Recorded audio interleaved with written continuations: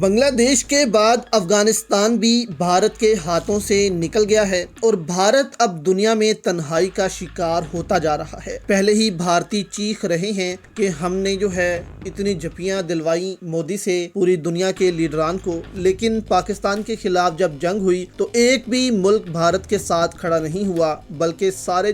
یا تو پاکستان کے ساتھ کھڑے ہوئے یا پھر نیوٹرل رہے۔ اب یہاں پر بھارت افغانستان کی مدد چاہتا ہے، لیکن افغان کمانڈر وہ مجبور ہوئے کہ وہ پاکستان کے حق میں ایک بیان جاری کریں، اور چاروں طرف سے پاکستان بھارت کو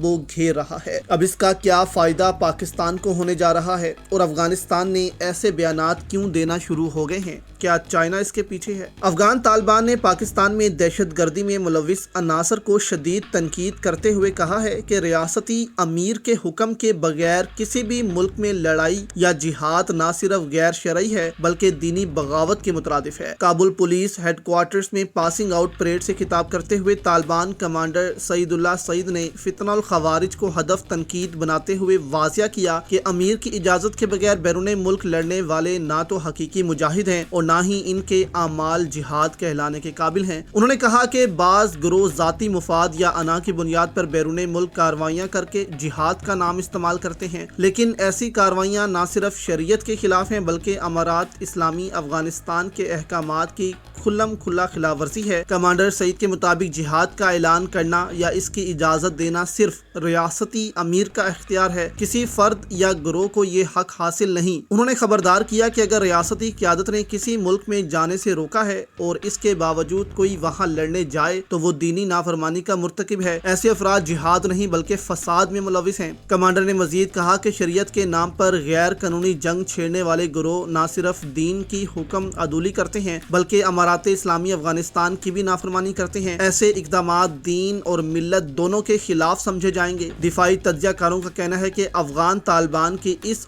واضح پوزیشن سے پاکستان کا بیانیہ، داخلی سلامتی کا نظریہ اور عالمی سفارتی موقف مضبوط ہوا ہے۔ ماہرین کے مطابق بھارت کی پشت پناہی سے چلنے والے عناصر اور فتنہ گروہ افغان اور پاکستان میں بدامنی پھیلانے کی کوشش کرتے ہیں، جنہیں اب افغان قیادت نے سخت پیغام دیا ہے کہ ان کی سرگرمیاں نہ جہاد ہیں نہ ہمیں قبول ہیں۔ یعنی کہ بھارت اب دوبارہ سے یہ خبریں آ رہی ہیں کہ افغانستان میں مختلف گروہوں کو پیسے بانٹنا شروع ہو گیا ہے، کیونکہ خبر سامنے آئی تھی کہ کچھ ایسے پرائیویٹ گروپس وہ بڑی تعداد میں افغانستان میں موجود ہیں جو پیسے لے کر پروکسی لڑتے ہیں اور اس کو جہاد کا نام دیتے ہیں، لیکن افغانستان نے واضح اعلان کر دیا ہے تاکہ جو جنگجو جن کو یہ استعمال کرتے ہیں ان کی عقل میں بھی یہ چیز بیٹھ جائے کہ یہ جہاد نہیں صرف فساد ہے۔ جب تک اس ملک کا امیر وہ ان کو حکم نہیں دیتا کہ تم جہاد لڑو، تم کسی ملک کے خلاف جہاد نہیں لڑ سکتے، یہاں تمہیں جنت نہیں صرف دوزخ ملے گی۔ تو بھارت کا یہ منصوبہ کہ پاکستان کے خلاف پرائیویٹ گروپس کو